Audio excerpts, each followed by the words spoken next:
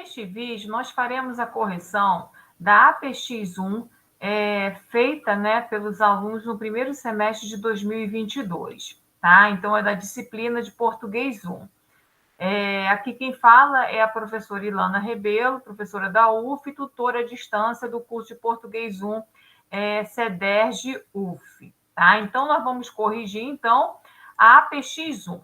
Para responder as questões 1, 2 e 3 da APX1, vocês teriam que fazer a leitura desse texto. A importância dos textos é um trecho retirado de um artigo a quem compete ensinar leitura e escrita do professor José Carlos de Azeredo, tá? Do livro Da Língua ao Discurso, Reflexões para o Ensino.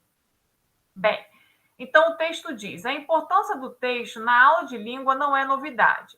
Desde o final do século XIX, pelo menos os próprios autores de gramáticas, para uso escolar, também elaboravam antologias que reuniam textos considerados modelos de linguagem e de construção, acompanhados de comentários sobre vocabulário e gramática. O que nunca ficou claro era como articular o conhecimento gramatical fornecido no respectivo volume com a capacidade textual que se buscava desenvolver por meio da ontologia. Este é, com efeito, o grande desafio do ensino de língua voltado para o aprimoramento da competência discursiva de seus usuários. Eu vou sublinhar aqui essa parte, né, como articular o conhecimento gramatical fornecido no respectivo volume, aqui, ó, deixa eu só, aqui, ó, como articular no respectivo volume com a capacidade textual que se buscava desenvolver por meio da ontologia. Eu vou marcar essa parte que nós vamos precisar dela mais à frente para responder uma questão. Aí, este pronome, ó, este, então, ó, o que nunca ficou claro era como articular o conhecimento gramatical fornecido no respectivo volume com a capacidade textual que se buscava desenvolver por meio da ontologia. Este é, com efeito, o grande desafio. Qual seria esse grande desafio? Articular o conhecimento gramatical fornecido no respectivo volume, né, de vocabulário, gramática, com a capacidade textual que se buscava desenvolver por meio da ontologia. Então, este pronome demonstrativo, este, na verdade, está retomando aqui, apesar de ser normalmente um pronome muito utilizado quando se quer fazer a remissão para algo para frente, né, pela catáfora, aqui, na verdade, ele está servindo como pronome anafórico, porque ele retoma o que foi dito, né, articular conhecimento gramatical com a capacidade textual, tá? Mas nós vamos explicar melhor mais à frente. Então, este é, com efeito, o grande desafio do ensino de língua voltado para o aprimoramento da competência discursiva de seus usuários.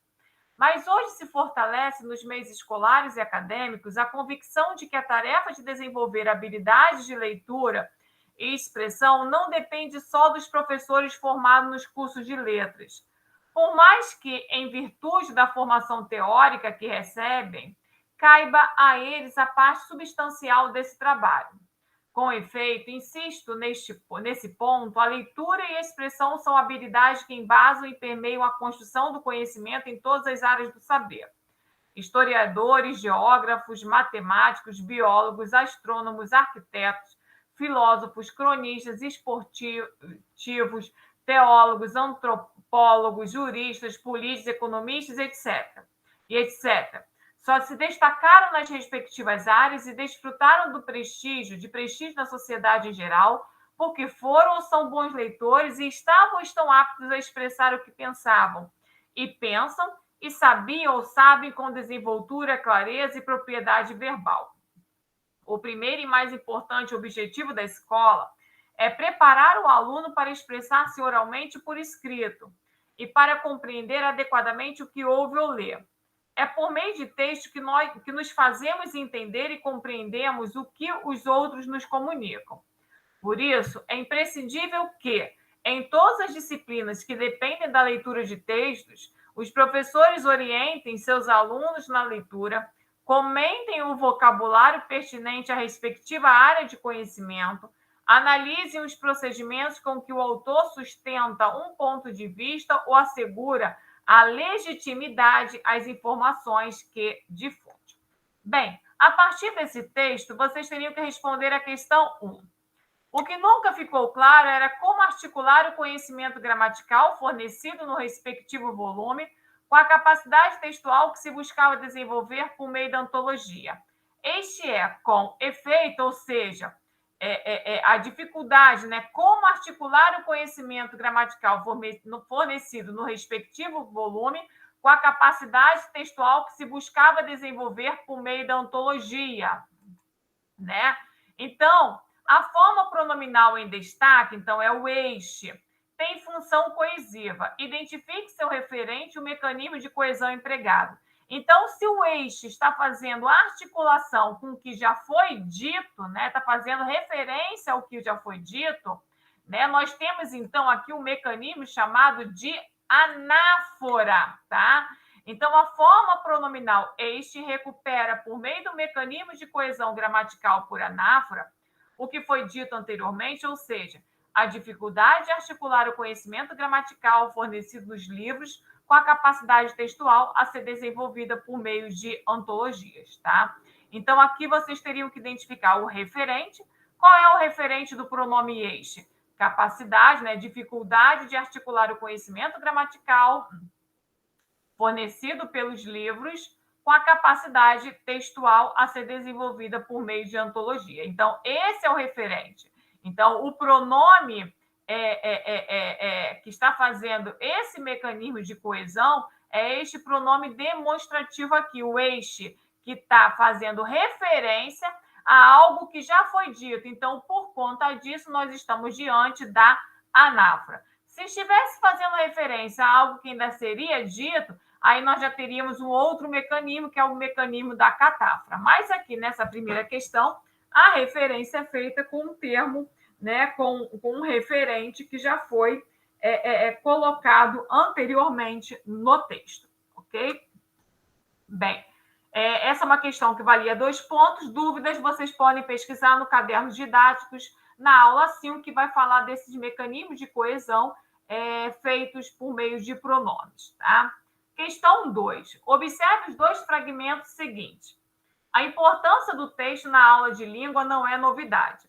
Desde o final do século XIX, pelo menos os próprios autores de gramáticas para uso escolar também elaboravam antologias que reuniam textos considerados modelos de linguagem e de construção, acompanhados de comentários sobre vocabulário e gramática. Mas hoje se fortalece nos meios escolares e acadêmicos a convicção de que a tarefa de desenvolver habilidades de leitura e expressão não depende só dos professores formados nos cursos de letra. Bem, dentre os mecanismos gramaticais de coesão textual já estudados, coesão frásica, e aqui eu quero chamar a atenção para vocês o seguinte: a coesão frásica, ela está presente em qualquer texto bem escrito, né? Em qualquer texto que tenha concordância verbal, que tenha concordância nominal, né? Que a regência esteja correta, que os elementos estejam interligados corretamente, nós vamos encontrar a coesão frásica. Então, isso é óbvio, né? Então, dentre os mecanismos de coesão estudados, a coesão frásica, a interfrásica, a temporal e a referencial, qual se destaca nos enunciados sublinhados em análise? Justifique sua resposta. Então, vejam só, aqui nós estamos dando ênfase ao tempo, desde o final do século XIX, e aí depois, mas hoje se fortalece. Então, vejam só, aqui nós temos um trecho que vai falar de algo no passado, né? Elaboravam, reuniam, né? Então, nessa primeira parte aqui, nós temos um trecho em que nós temos uma marca temporal no passado. Depois, nesse segundo trecho aqui, ó, mas hoje se fortalece, né? A tarefa de desenvolver habilidade, leitura e expressão não depende já está no presente. Então, qual é o mecanismo de coesão que se verifica aqui? Obviamente que a coesão frásica ela está presente, porque o texto está bem escrito, foi escrito não pelo nosso gramático, do professor José Carlos de Azeredo. Então, obviamente que nós temos aqui a coesão frásica. Então, o que nós queremos destacar aqui é a coesão temporal, já que se percebe nitidamente a sequência de tempo passado, marcada não somente pela locução adverbial de tempo, desde o final do século XIX, como também pelo emprego dos verbos no pretérito imperfeito indicativo, elaboravam e reuniam. Em contraste com a de tempo presente, também marcada pelo advérbio de tempo hoje, seguido de verbo no presente do indicativo, fortalece. Assim, observa-se o encadeamento de enunciados em relação à localização temporal, de modo que seja satisfeita a ordenação natural dos estados de coisas, segundo a nossa concepção de mundo.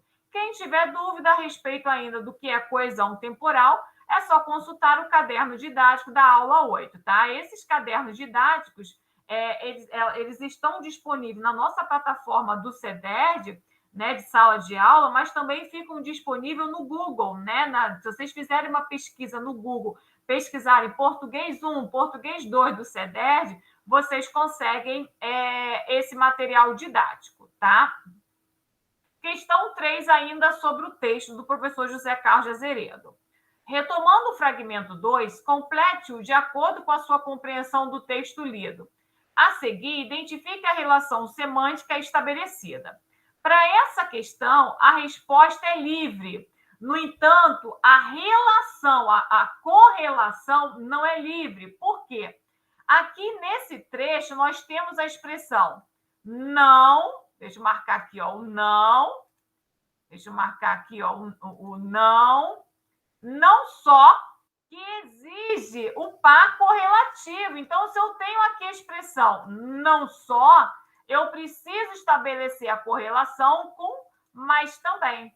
Então, vejam só, mas hoje se fortalece nos meios escolares e acadêmicos a convicção de que a tarefa de desenvolver habilidade, leitura e expressão não depende só dos professores formados nos cursos de letras, mas também, então, se eu utilizo o não só, eu tenho que, na segunda sentença, utilizar o mais também. Então, não depende só dos professores formados nos cursos de letras, mas também de todas as pessoas nas mais variadas áreas de saber. Aí, o complemento desse mais também, aí ficaria a cargo de cada aluno, né? Mas também de outros profissionais, aí vocês poderiam completar da forma que achassem melhor, tá? Então, o par correlativo não só, mas também expressa uma ideia de adição, porque, primeiro, depende dos professores formados nos cursos de letras e depende também das pessoas nas mais variadas áreas do saber. Então, o que nós temos aqui é uma adição de argumentos, né? Então, essa adição vai fazer o encadeamento de argumentos em favor de uma mesma conclusão, daí ser considerado, então, um encadeador discursivo. Por isso que a gente vê que não só, mas também é um encadeador discursivo, tá? Ou operador argumentativo, como vocês preferirem chamar. Agora nós temos o segundo texto, que é uma charge, e a partir dessa charge nós vamos responder as questões 4 e 5, tá? Então, o primeiro daqui no primeiro quadrinho da charge, o presidente aprovou o novo acordo ortográfico. Aí o outro responde, legal. Aí depois ele complementa, agora só falta ensinar ao povo a escrever, né? Então, ensinar ao povo a escrever. Então, se o presidente aprovou o novo acordo ortográfico, né? Então, seria de se esperar que as pessoas já soubessem o primeiro, que soubessem ler, soubessem escrever corretamente, para poderem usar o novo acordo ortográfico. Aí vem um dos personagens e diz, né? Agora só falta ensinar o povo a escrever. Se falta ensinar o povo a escrever, qual é a informação? Porque essa informação aqui é informação explícita. Falta ensinar o povo a escrever é a informação que está clara aqui, é a informação explícita. A questão 4 pede para identificar a informação implícita desse segundo quadro. Agora só falta ensinar o povo a escrever. Se o povo não sabe escrever, Qual é a informação implícita? A informação implícita é que o povo é analfabeto, que o povo não sabe escrever. Estão percebendo? Então, a informação implícita, ela precisa ser baseada na informação explícita. Se o povo não sabe escrever, é porque o povo, então, é analfabeto, tá? Então, o conteúdo implícito que é necessário perceber para a completa compreensão da mensagem que o texto pretende veicular é que se agora só falta ensinar o povo a escrever, é que o povo é analfabeto. Então, se depreende-se dessa fala, desse personagem, é que se nós precisamos, se o presidente agora, né, em termos de políticas públicas, ele precisa fazer políticas públicas para ensinar o povo a escrever, é sinal que o povo é analfabeto, né? Bem, a questão 5, a gente tem que tomar cuidado nessa questão aqui de identificar o implícito para não extrapolar aquilo que o texto permite. Aqui não está dizendo, por exemplo, que o presidente ele não dá educação para o povo, ele não está dizendo que ele não investe na educação, né? O que está querendo dizer é que é preciso ensinar o povo a escrever. Se é preciso ensinar o povo a escrever, é porque o povo é analfabeto. Independentemente se existe ou não política pública para isso, tá? Bem, questão 5. Observe os enunciados seguintes. Deixa eu passar para a próxima folha para ficar mais fácil. O presidente aprovou o novo acordo ortográfico. Agora, só falta o povo ensinar o povo a escrever. Nós vamos unir esses dois enunciados. Então, se nós vamos unir, realmente seguir esse comando aqui do enunciado. Mas nós vamos substituir essa parte aqui, ó, esses vocábulos que estão sublinhados, por um conectivo que mantém o sentido do texto. Então, o presidente aprovou o novo acordo ortográfico. Aí, qual é a ideia que se tem? Ele aprovou. No entanto, falta ensinar o povo a escrever.